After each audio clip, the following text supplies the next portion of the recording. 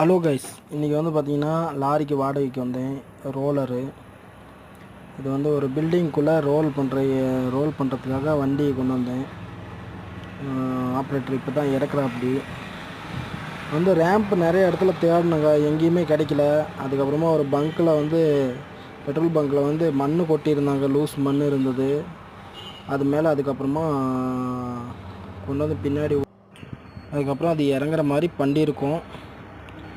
என்ன ஆகுமோ, வண்டி புதையாது இருந்தால் சரி.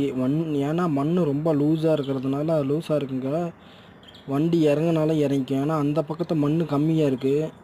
ரைட் சைடில் வந்து பார்த்திங்கன்னா மண் கொஞ்சம் பரவாயில்ல. அந்த லெஃப்ட் சைடில் இருக்கிறது வந்து மண் இப்படி ஸ்லோப்பாக இருக்குது, கொட்டி இருக்குங்காட்டியும்.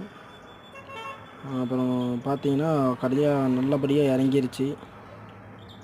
அதுக்கப்புறம் லாஸ்ட்டில் ரேம்பில் வந்து ட்ரம் நின்று